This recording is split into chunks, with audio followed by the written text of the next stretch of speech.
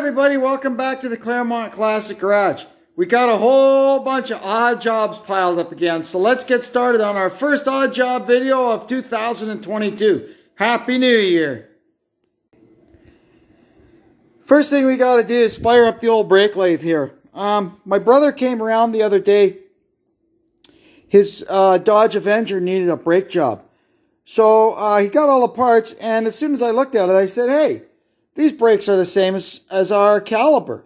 So what we decided to do was, he wanted new rotors on his car anyway, just to make the job go quick. So what I'm going to do is, because him and me can both use these, I'm going to put them on the lathe and turn them all, make sure they're still, above minimum thickness, and then I'll put them all back in the boxes and stick them on the shelf, and whoever needs them next, be it me or him, they're there ready to go.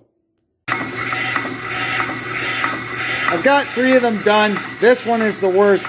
I didn't save the worst one till last. It just happened to be at the bottom of the pile. So we're picking our way through it. I just got to get it. The back side of it is chewed up pretty bad. We're just trying to get it down to a common level, and then we'll go from there.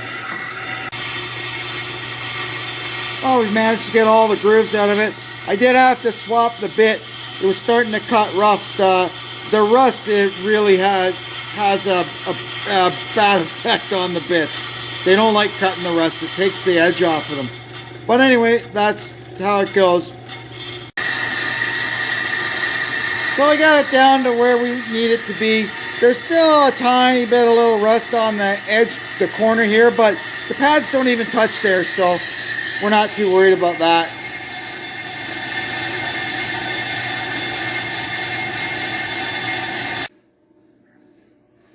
So there we go. All 4 of them are cut. I measured them all. They're all above the discard thickness. The front ones, I don't know. They may have been cut once before, because by the time I got them cleaned up, they're right there. This one's 11 thou to the good, and this one's 14. But at the end of the day, they're above the minimum, so they're good to go. So I'll box them up and put them up on the shelf, and either my brother or me will use them at some point. Perfect. Tomorrow we'll get on the ladder and put them up on the shelf. Next little job we have to do here is get this engine on that stand. This here is a 1969 Chrysler 318 engine. Was brought up here, donated to us by Nick at the Real Guy Garage. It was sitting in his garage for a long time. It came out of another guy's truck, Mark.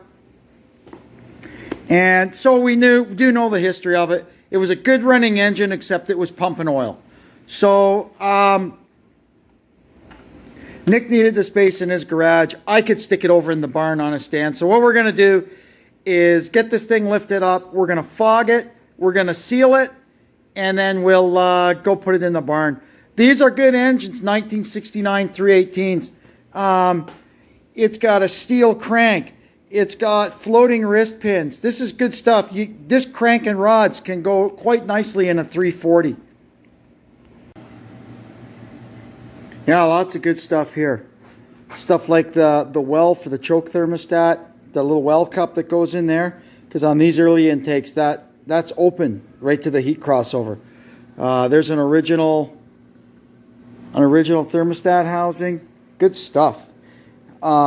Neutral balance small block balancer. You can use that on any small block, like with that's internally balanced, right? 318s, 340s. Yeah, this is very good. So we'll start by getting the spark plugs out, and we'll get some oil down in them bores and turn it over a couple of times.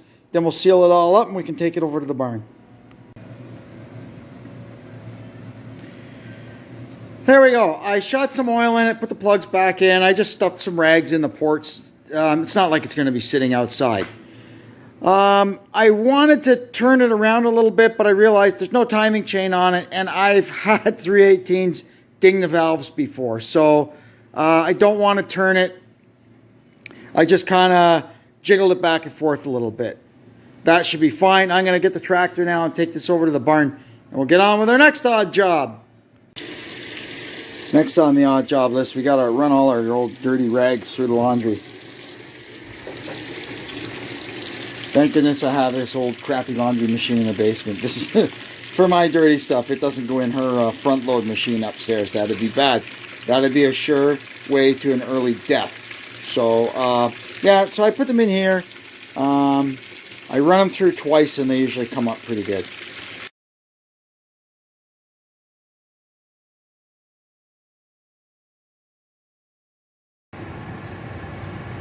Oh, we're getting there. That shelf is free of ice. This shelf is just about free of ice. And then once we've got those two cleared up, we'll aim the heater up and get the top shelf and the ceiling cleaned up. I'll get the top shelf clear and the pipe going up in the corner. Now we're just waiting on the top to finish melting. Man, I don't know what's worse, watching ice melt or watching paint dry. But this has been pretty excruciating. Anyway, we're nearly at the end. There we go. All the ice is gone. We could turn off our heater. I don't even want to know what that cost me. That's been running for about 4 hours.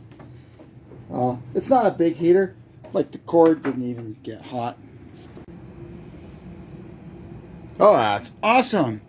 We'll let it dry out for an hour or two. And then we'll put all the stuff back in it, fire it back up, and it'll be good for another 5 or 6 years till we have to do this again.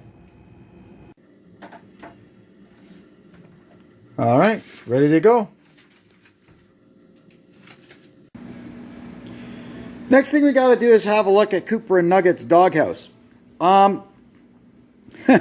This thing, it's a cheap piece of crap I bought for, I don't know, $99 or something. I still think $99 you should get something decent. But, hey, it's 2022 now. What do you expect? It's a couple of years old. What do you want? It lasted 2 years. So, the doghouse itself isn't that bad, but for some reason they decided to make the top of it out of MDF. And you can see now the water has gotten at it and it's disintegrating. So what we have to do here is have a look at this and see if there's something we can do to fix the top of it, because these silly dogs spend more time on top of it than they do in it. Don't ask me, that's what they do. So it's got to be tough. It's got to take the weight of 2 dogs on top of it and keep the rain out. So I keep this strap on it because the top is actually hinged so you can clean out the thing, and every time the wind blows it flips up. I'm going to fix that too. If we fix it. Otherwise, this thing will just become firewood. Well, we've come up with a plan. I'm just going to make a new top out of pressure-treated fence boards. The dogs, it's not like we leave them outside when it's raining or nothing. So the rest of the doghouse is in okay shape. So it just needs some kind of a platform on top that they can sit on and watch the world go by. This thing here, it actually was made out of plywood, but some kind of crappy plywood that all rotted away. So we're just going to make a new roof out of pressure-treated fence boards, and that'll be just fine. Here's our finished product. Holds me up. Them 2 dogs weigh about the same as me. And I put some latches on it.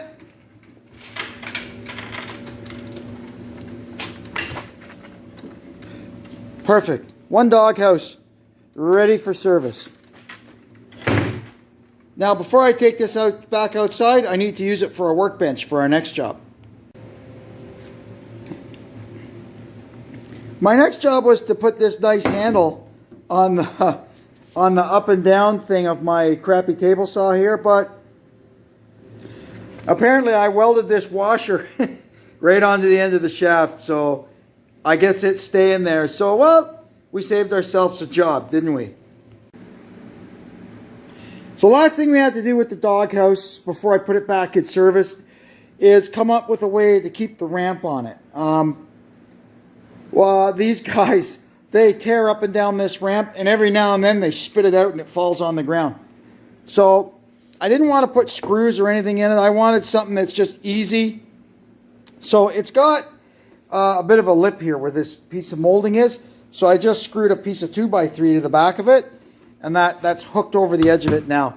So that's good. They won't be able to knock it off when they run up and down. So that's it. Doghouse is done. We'll put her back outside. Here's another little odd job completed. The stuff here for the machine shop. I had a lot of crap jammed in these two drawers here, and it was overflowing. I could never find anything. So I got this nice little toolbox, and I've got my stuff a little more organized now. I've even got some room to spare, so I can actually find stuff when I need it. And then I've got basically in this drawer stuff for the lathe, and then that drawer stuff for the mill. So that was all right. This is a nice little toolbox. I got it at Home Depot. Last job we're going to do today is swap out the old TV in our garage. This old CRT TV weighs 1,000,000 pounds. It's been up there for years and years and years. We're going to get rid of that and replace it with this 26-inch flat screen. That'll be really nice out here. And luckily, I guess I was planning ahead when I made the box for that, because this thing fits in there perfectly. Let's get the ladder. There's the old one down. I tell you, man, these things are big and heavy. Now we'll get our little flat screen up there. I'll have to look and see how it attaches, because this bracket is made for an old school TV, right? A CRT TV that sits on it, whereas that TV really wants the arm in the back of it. But I'm going to see, it's got a pretty substantial base, so I'm going to see if I can attach it to this. If not, we'll have to get an arm. Oh, there it is. Fits good. Now we're going to see if it works. There we go. Perfect. Wow. We got a nice flat screen in the garage now. That'll be great when I'm watching racing or the hockey game or something while I'm out here working. Very happy with that. That'll do it for this pile of odd jobs. Overnight tonight we're supposed to get about 1 foot of snow, so in the morning I'll be out in that thing, I guess, for a couple hours cleaning it up. And then we'll see what we can get done in here next. Anyway, until then, thanks for tuning in. Hope you enjoyed this, and we'll see you next time on the Claremont Classic Garage. So long.